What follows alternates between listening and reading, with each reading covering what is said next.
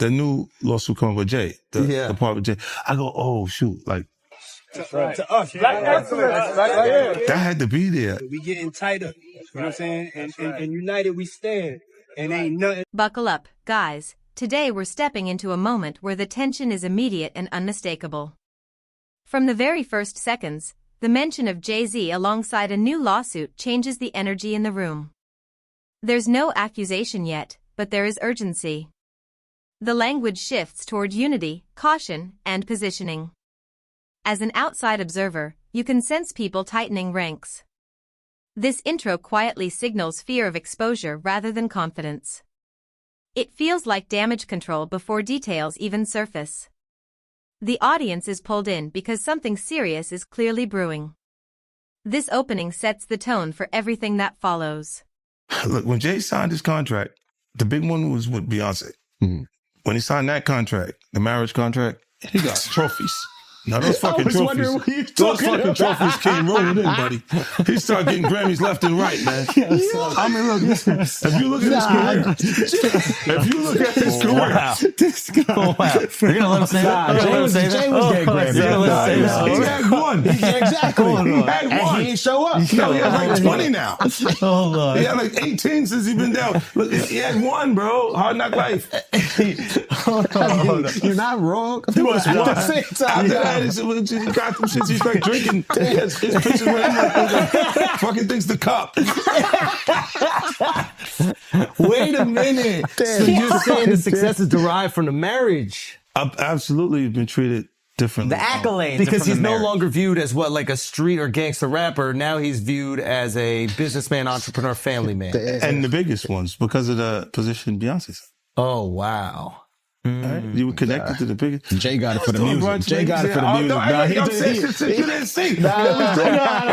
He deserved those. I was sitting there, it was like this, like Black excellence. They're sitting there like, yeah. It's the billionaire brunch. You're like, I hate you, man. Unaware of anything going on here. This is the one time I'm gonna be with you niggas this year. Yeah. Come on, bro. I mean, that's crazy. That's crazy. He just looking at his watch during the whole Rock Nation prayer. Like, is it 3:30? Yeah, it's almost time to get out. What the fuck is that? Yo, I feel like I'm normal again. Get me out of here. Oh, wow. So that's the deal he signed, huh? Yeah, that's the deal. Like, the other ones didn't count as much as that one did. Mm. Oh, yeah, before I forget this, we talked about Jay. Proximity to Diddy. You don't think he knew anything? He's seemingly around Diddy a lot. I don't know. That was a real suburb question. I know, right? Proximity. And the proximity. Proximity. That's the SAT hit parade word. I learned that. Do you think he fucking knew all of the shit that was going on? Then I was like I don't want to incriminate myself. I know, but the way he said it, like I said, no matter how you answer that shit, you snitching. Yeah, exactly. That was a nice kind of question. Yeah. You asked the question like a fan. Hey, I grew up with white people, but one thing I know is how to get a black guy in trouble. But it's a great question. Yo, just give him the Happy Meal before you ask him to snitch, bro. He said, damn, they wasn't even drinking. Speaking of, how the hell you pronounce Le Chemin de Roi. Okay. It's the King's Path. King's Path. Because I know Branson. Yeah. That's the one I pronounce. Branson. That's the Branson lifestyle. You're going to be outside. Biff, you're not worried that if you throw little and you don't throw out allegations, but like you kind of poke fun at them. You just ask questions. You're not worried that it comes back. All right, guys, this section focuses on how image and power evolve together. The conversation frames Jay-Z's marriage as a turning point in how he was treated publicly and institutionally. Awards, credibility, and business respect seem to multiply overnight. From a third-person view, the implication isn't talent loss or gain, but perception shift. Once labeled a businessman and family man, doors opened wider. This moment highlights how status can rewrite narratives. It raises the question of whether success is purely earned or strategically reinforced. The suspense here lies in what changed and why. bro, and I realized that later, but I'm just saying to you, I haven't seen him in a long time. That's all I was saying. When I hadn't seen him in a long time, and then I heard this shit, and then I looked and I saw Mufasa, I said, whoa. That's all that fucking happened, bro. You think this is at my phone? This is my phone. This is happening at real time. I'm going, yo. He said, yo. You just gotta say everyone gets these jokes, bro. That's what you gotta say. Yeah, no, rappers, listen, comedians are rappers, bro. That's why the do thing. people come to my page, bro? That's true. I know what I'm saying. You know what they say? That is true. Well, you don't think you're gonna happen next? Yeah, that's what they say to me, buddy. Well, you're next, buddy. You're fucking, you're laughing at this. Then you're not worried at all. Why? Because you don't got nothing. I don't have it. All right. There's no girls gonna come out. Why you sound skeptical? Because I think there are some women that are like, I think there's some women that are like, This guy's supposed to be from Queens, bro. let me cook. His whole fucked up experience. You kick him off the corner one time. No. What I'm saying is I know a couple of exes that fucking throw me under the bus. You should let him have the corner. None of this would have happened if you let him have the corner. Would have been fine. You know, there's some like opportunists. They'll just throw out the Girls fucking. with But that's what I'm saying. You had to have something. Look, if you already interacted with the person, right, and you hadn't had a bad experience, it would take more for them to say some of the shit that you see these people say. Right? Like, you go, what made you do? What made you, even when we part ways, and because a lot of times when we interact with people, they're not just having fun for tonight. They think we're bleeding into this hardcore relationship that may not materialize. Right. So I see what you're saying, where they can look and go, well, look, you met the girl in 2003. You hung out with her. You had a good time after the show with 30 girls there. You just went and y'all hung out, right? And y'all just part ways, right? So there's no negative things between it, but she can look up at the TV now, and you've been a success since then. Feel like that's my life. I was supposed to be there, and be upset with you and say something. But will it have any merit to it? If I gotta keep that it real, woman hasn't been you ain't always have the most amicable breakups. Do you remember where, I think it's your baby moms, where it's like she was kind of speaking out, and then all of a sudden the house just got burnt down. Yeah, but it happens. Left eye. She burned the house down. This nigga is crazy. No, my God, he goes, wow. So I know how you feel about me now. No. He's going. He's great. So he saw me right the match. I want my block back. He goes, look, I have faith in our justice. I'm a I civilian believe now. there would be consequences connected to those behaviors and actions that this brother is talking about. Oh my goodness, man.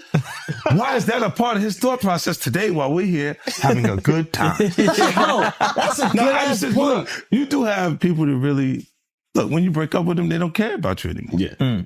So they'll say things and you go, yeah, but... This is where the tone becomes cautious and uneasy. As an external observer, the discussion around proximity is carefully danced around.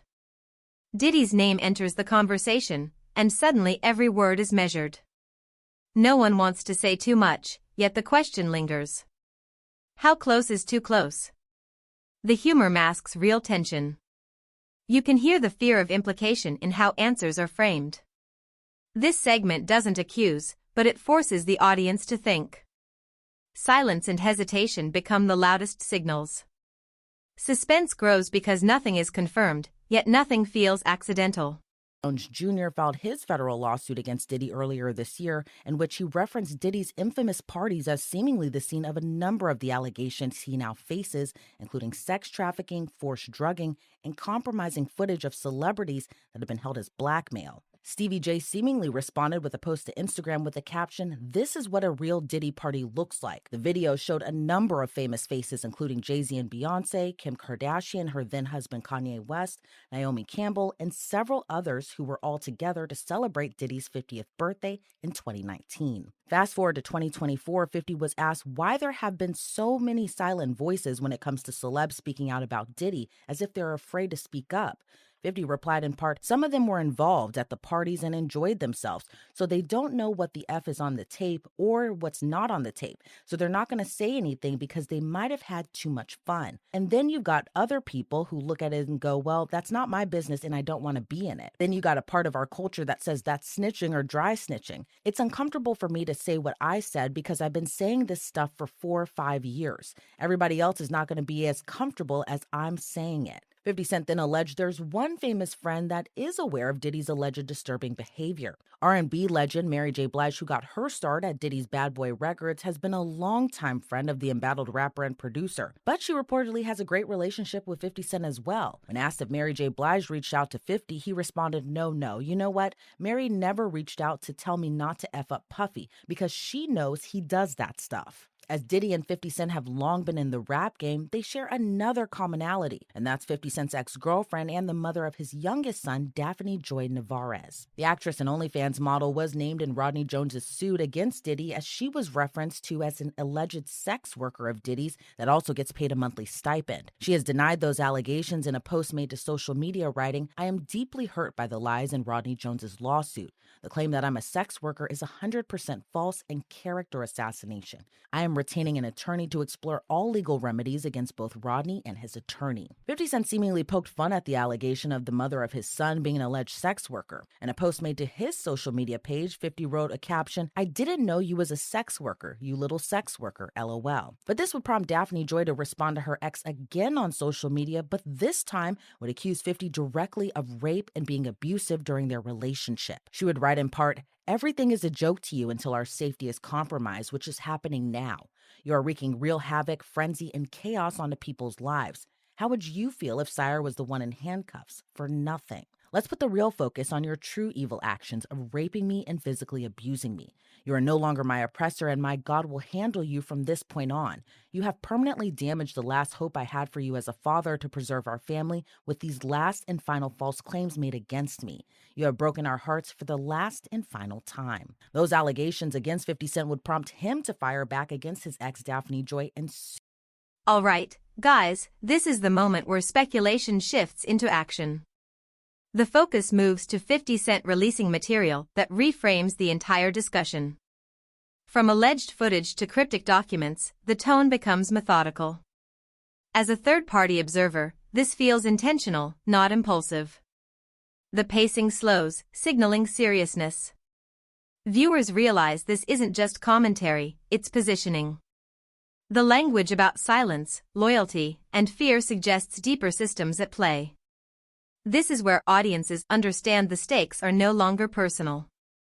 The narrative officially transforms into an expose-style confrontation. This part challenges the foundation of a widely accepted success story. Claims emerge questioning how early funding and connections shaped Jay-Z's rise. Shell companies and unnamed investors are introduced, changing the frame from hustle to infrastructure.